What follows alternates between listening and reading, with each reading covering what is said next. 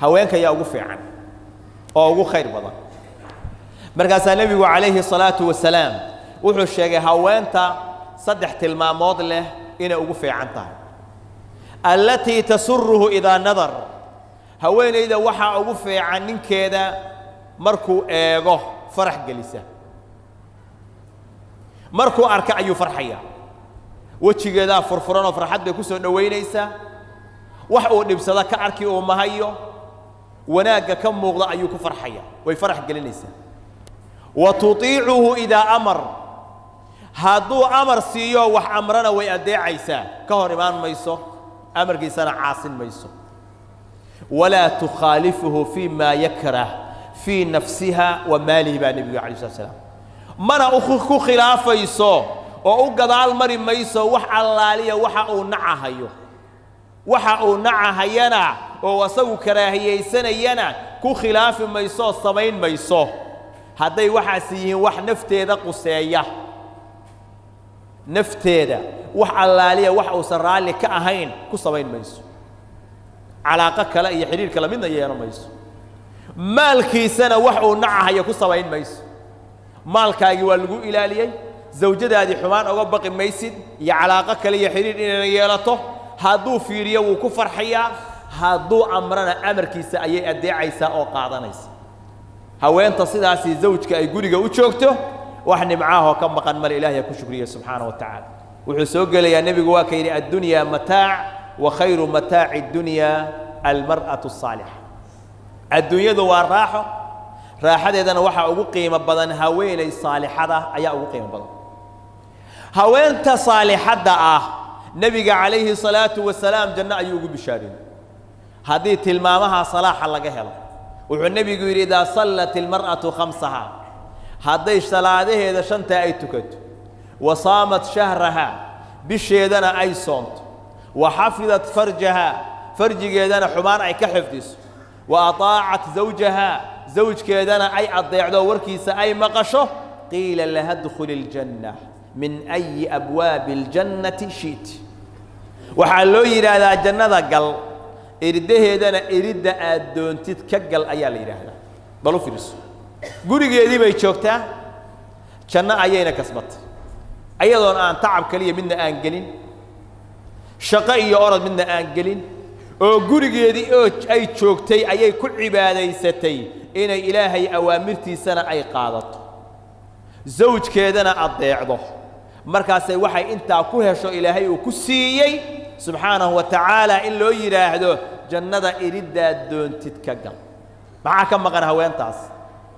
ninka dhibaatoonayo xamaalayo shaqaynayo soo dhididahaya oo baxahaya haddii biilkii ilaahay u saaray ayadiina gurigii yarkaa ay joogto dhexdiisii janno lagu siiyey haweenaydaas maxaa ka maqan wax ka maqan adduun iyo aakhira ma leh haddii ilaahay iimaan iyo qanaaco uu siiyo waxaa gabdhaha guryaha looga saaray oo jaamacadaha iyo dibadaha loogu dhoofinahayo oo siyaasadda loo dhexgeynahayo oo meel walba loola ordahayaa waxa weeyaan xuduud yar iyo dheef yar oo adduunyaha lagu helo weey bal u fiirso jannadii ay shaqaysan lahayd baa ka dayacaysa adduunyada ilaahay subxaanahu wa tacaala waajibkaa nin buu u saaray zawjkeeda biil ku leedahay ayaduna janna shaqaysanaysa waa loo soo shaqaynahaya jannana way shaqaysanaysa maxaa ka maqan taas waa in la dareensiiyaa gabdhuhu inay dareemaan in waxa weeyaan qiimahooda iyo sharaftooda uu yahay inay guryahooda ay ku nagaadaan ilaahayna adeecaan aswaajtoodana ay adeecaan walidaalika nebiga calayhi salaatu wasalaam haweenta saalixadda ah wuxuu ku tilmaamay inay tahay midda aan ninkeeda dhibin wuxuu nebigu yidhi calayhi salaatu wasalaam laa tu'di imra'atun zawjaha fi ddunyaa haweenay adduunyada ninka kuma dhibto ilaa qaalat zawjatuhu min alxuuri alciin laa tu'diihi qaatilaka allah ha dhibin ilaahay ha ku dile ha dhibin hadday haweentu ninkeeda ay dhibto haweentiisii xuurul caynta ahayd oo jannada uu ku lahaa ayaa hadlaysa markaasay leedaha ha dhibin fainamaa huwa cindaki dakhiil agtaada koyto ayuu ku yahay سوغلوتي أيو أكتاد كويا مرتبو كويا يوشك أن يفارقك إلينا وحان دو إنو أنك نوصو كفارق أو نوي ماذا أيا دو إيه حدبين أي كلها هوانت صالحة دا أمرك markay og tahay inay haween kale oo xurul cayna ay jawaab siinayso oo ay leedahay wuu ka soo tagayaa annaga si fiican u soo dhaweynayna hanaga dhibin ay leedahay taasay bay ka masayraysaa oo dhibkay ka ilaalinaysa taas baaba masayr ba ugu filan in halka ay ka naadinayso xurul cayn ha dhibin agtaada martibu ku yahay annagu noo imaan doonaa ha dhibin in lagu leeyahay haday dareento waxa weeyaan dhibka ay ka ilaalinaysa haweenayda saalixada ah waa midda gurigeeda markay joogto waxa weeyaan ajaanib inay u soo galaan aan ogolaan iyaakum ad-dukhul ala an-nisaa haday guriga imaanayaan dad soo booqanayaanna khalwadana ka ilaalisa xijaabka sharciga ana laazimta indheheedana laabta weey haday baxayso oo banaanka u baxayso haweenayda saalixada waa midda iska ilaalisa at-tabarruj tabarrujku waxa weeyaan haweentu quruxdeeda inay banaanka u soo bixiso oo ajaanibtu ay arkaan ولذلك النبي عليه الصلاة والسلام وحيري ثلاثة لا تسأل عنهم صدح قولوا عندها ويدين عذابته ذو ويعضها إنها هلاك سمينا ويعضها عندها سؤال رجل فارق الجماعة وعصى إمامه ومات عاصيا نن مدحوينه مسلمين تخلافي وإمامك بيعدي سكبحي وجماعة مسلمين تفارقي وأصغوا عاصيا بنتي إيا أضون سيد كيلها كعري أو كبحصدي أو سيدا كل بنتي مدى صدحادي وحوية وامرأة غاب عنها زوجها هويني ننكيدي وكم مقناضي وكم مقيهي قد كفاها مؤنة الدنيا ظروفه الدنيا يبيلك الدنيا وككفالة قاضي ثم تبرجت بعده كبعدنا مركوب مقيهي بيلكينا أوسيو تبرج سميسي قروح الذي صاب بحسي بنانك أصاب بحري حشوتك كتكتي محاسن تيدي قروح الذي أجانب أموشسي هوان تائيضا صدح ذا هلاك سنتي بكم التهي عدنا هويدين أي النبي محمد لي عليه الصلاة والسلام هوان تهدو ننكو إياه حالات كستو أي كسو قنتهي حق ملا إن وحويان أي ديدو إلا هدي ديدو لعنت بواقو قبرية إلا أي كسو الله وكان النبي يقول عليه الصلاة والسلام إذا باتت المرأة مهاجرة فراش زوجها هوانتو هدي وابريستو وعاو أي بريضة أيضا فراشك زوجك إذا كهاجرتو كتكتي لعنتها الملائكة حتى ترجع ملائكة أيها لعنة يسه إلى أي صلاة حديثك كلا وحويان اثنتان لا تجاوز صلاتهما رؤوسهما لما قول صلاة دودو مدحو هذا ما ضافته معناها لما أقبله لما رفعية صلاة دودو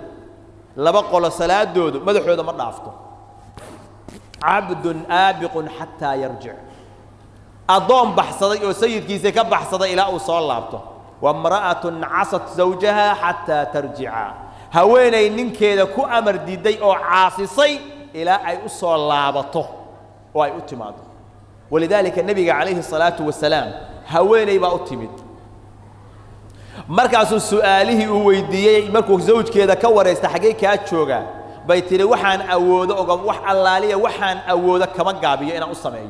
مركز سوحو يري النبي عليه الصلاة والسلام فانظري أين أنت منه وحان إيقتا ماشا زوج كاغا آد كتاغنتهي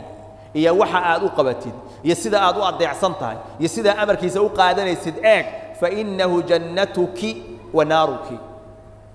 زوج كاغو وجنة دادي وانا نار تادي أقول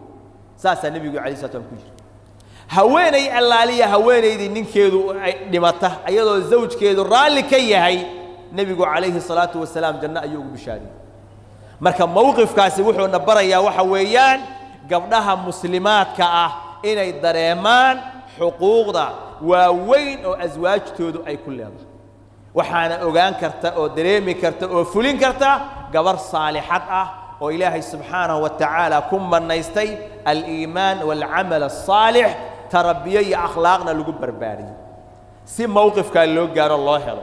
وحالقيا ورق بدن إن الرادين أيان الزوجة الصالحة